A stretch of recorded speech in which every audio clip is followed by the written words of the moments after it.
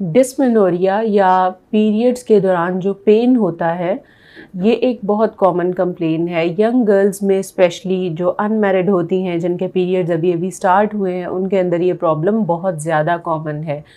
ये पेन क्यों हो रहा होता है? मैं आपको पहले भी सेशंस में गाइड कर चुकी हूँ कि पीरियड्स बेसिकली जो बच्चेदानी की अंदरूनी झिल्ली है, उसके शेड ऑफ होने को पीरियड्स के तौर पे कंसीव किया जाता है, या पीरियड्स के तौर पे वो प्रेजेंट हो जाते हैं।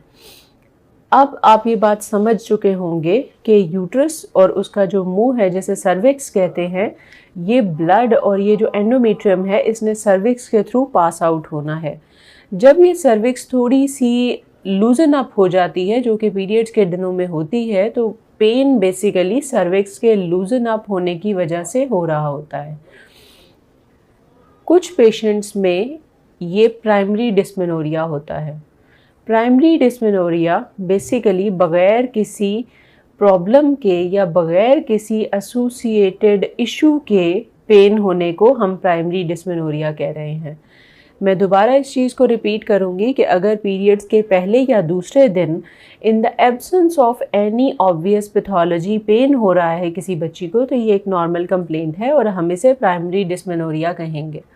नॉर्मली हम पेशेंट्स को एडवाइस करते हैं कि वो वार्म वाटर बॉटल यूज़ कर लें या वार्म फोमेंटेशन करें, ताकि उससे उनको पेन रिलीफ फील हो, या वो पेन किलर्स ले सकते हैं।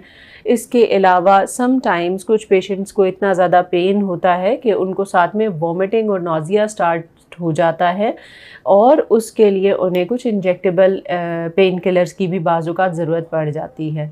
ये बहुत कॉमन है कि यंग गर्ल्स जो हैं वो इस पेन को बहुत ज़्यादा फ़ील करें और उसकी वजह से बहुत ज़्यादा ट्रीटमेंट सीख करें। इस सेशन को बनाने का मकसद ये है कि यंग गर्ल्स में अगर किसी भी किस्म की कोई एबनॉर्मेलिटी अल्ट्रासाउंड पे नहीं आती, या उनकी हिस्ट्री इस चीज़ के बारे में गाइड नहीं करती कि इस पेशेंट को किसी भी किस्म का एसोसिएटेड कोई प्रॉब्लम है, और इस हिस्ट्री को इन्वेस्टिगेशंस और एग्जामिनेशन सपोर्ट नहीं करता, तो we call it as a primary dysmenorrhoea, यानी in the absence of any pathology इस पेशेंट को पीरियड्स के दौरान पेन हो रहा है। इस पेन को रिलीफ करने का जो सिंपल मेजर्स हैं, उनमें पेन किलर्स शामिल हैं, उसमें वार्म फोमेंटेशन है, यानी आप किसी भी गर्म चीज़ से जो है वो टकोर कर सकते हैं। इसके अलावा ये एडवाइस किया जाता है कि माइल्ड एक्सरसाइजेस और जो स्ट्रेचेस हैं वो भी इस पेन को रिलीव करते हैं। आप सब ने ये देखा होगा कि ये पेन नॉर्मली दूसरे दिन के बाद खुद ब खुद ख़त्म हो जाती है, और बाकी के जो पीरियड्स के डेज़ हैं वो ईज़िली गुजर जाते हैं। मैं उम्मीद करती हूँ कि प्राइमरी डिस्मेनोरिया के बारे में जो हमारी यंग गर्ल्स हैं, एडोलेसेंट गर्ल्स हैं, जो कि स्कूल जाती हैं, कॉलेज जाती हैं, and they are very much bothered with pain, उनके लिए ये सेशन बहुत ज़्यादा इंफॉर्मेटिव साबित होगा।